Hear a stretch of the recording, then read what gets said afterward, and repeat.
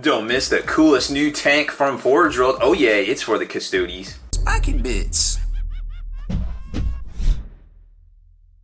What's up, Hobby Maniacs? Baer with you again today, and we're unboxing the newest big ass tank from Forge World for the Custodes. We got the Coronis Grav-Carrier. It's basically the Custodes APC, and it's ginormous. This thing is huge. Like, I was really surprised. First off, I was like, okay, just another tank from Forge World, whatever. Let me take a look at it. It's always going to be dope. And then I opened it up, and I was like, I immediately want to play Grey Knights. This thing is pretty sweet. Of course, it does come with a flying stand. The ginormous. This is the Titan one, believe it or not. This is the one that the Night Titans go on, just to give you an idea of how big this thing really is. And then you open it up, and you start to see the coolness. So first off, this was my first indication this model is not going to suck.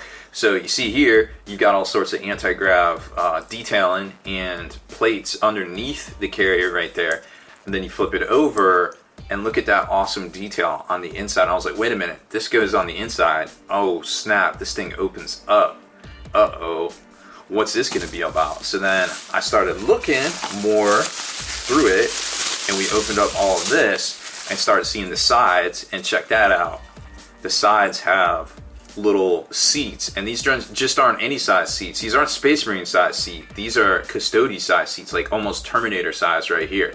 So I was like, uh-oh. And then there's a hinge right there, and I'm like, oh, yep, it's gonna have a flip down door. This is gonna be dope. So then I started feverishly going through the rest of the kit, and of course this is the warp nacelle kind of type thing that you see just like on the Starship Enterprise, but now they're on the sides of all the Custodes vehicles, give or take. And then they've got the little spots right here with the little grav thingies stick out to make it a little bit more detailed and dynamic. But a fantastic sculpts and everything. They're a little shiny because of course they have the mold release on it, so you always want to make sure you're washing this stuff in some sort of dish detergent, degreaser kind of solution type deal. So these are your three basic components that you're going to see here. Now I don't know if this lines up. Of course it doesn't.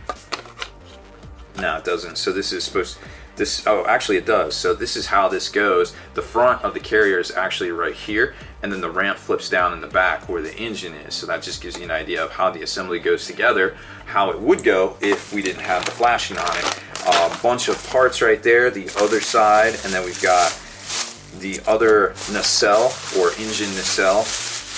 And this is where it really starts to get real. When we take a look at this, this is the top, and it looks like you can actually assemble this so it goes down on top of the assembly, because you've got these little nubs right here, so you can actually take this top off and look inside of it, right? Which of course is going to have all those lights and all the cool stuff here, and the little turret accelerator for the heavy, I think it's the Arcanus, not the heavy Arcanus blaze cannon, but I think just a regular cannon. And then up front you got the little cockpit where the Custodes pilot goes, another little turret right here, and then everything interfaces together. But like I said, this slots down on top of it. So I was like, oh man, this is so cool.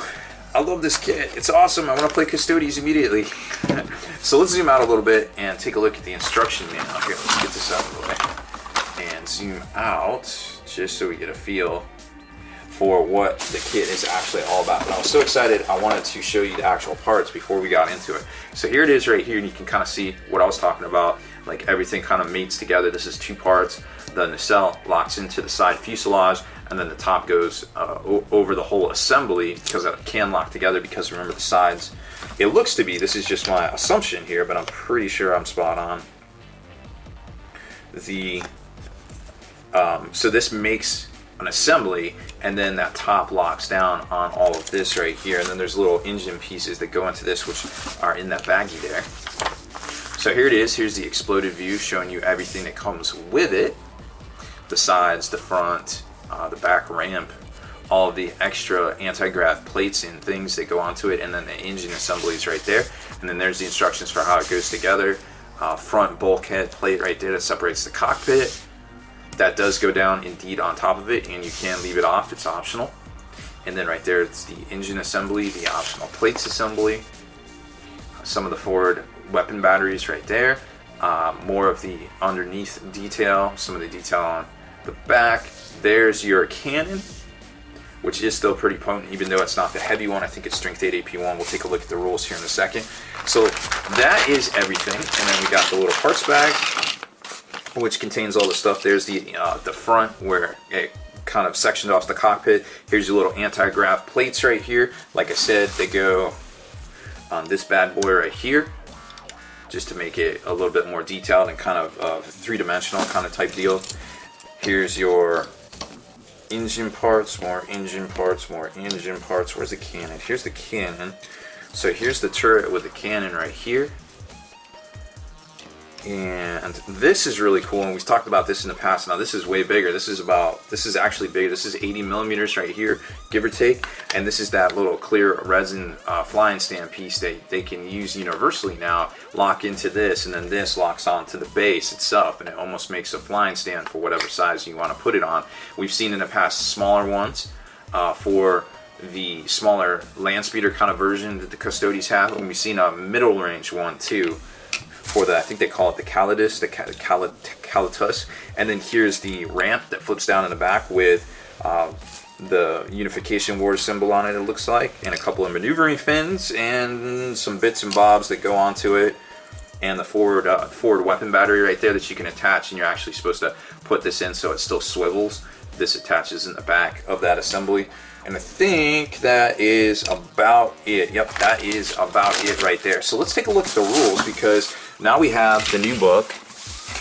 So of course we have a few rules on it. Now this is a 112 pound kit. So you're talking you're talking at least 130 right now, depending on how the wind's blowing again on the money exchange. But right now it's about 130 bucks, and a lot of different units can take this. It is a dedicated transport. If you're running in a 30K, it's unclear if you'll be able to take these in 40K when they come out with whatever rules they're rumored to be coming out with in the near future. 135 points, 13, 12, 11 on the rear. It is 4 hull points, so it's kind of like a mini Land Raider without the armor 14 all around. Ballistic skill 5. Like I said, it's got that Lastrum bolt cannon on the front and the Arcanist blaze cannon, not the heavy blast cannon that the main battle tank has for them, but it's still pretty good none the same. Flare shield, we all know what that does. Machine spirit, obviously really cool. Ability in 30K as well as 40K. Grab backwash unless the vehicle has immobilized. Attackers suffer a -2 to hit if the vehicle is in assault. It has deep strike, it has outflank, it has the grab backwash special rule right there. You can upgrade it with armored ceramite, which makes it a little bit invulnerable to meltas. Searchlight, extra armor.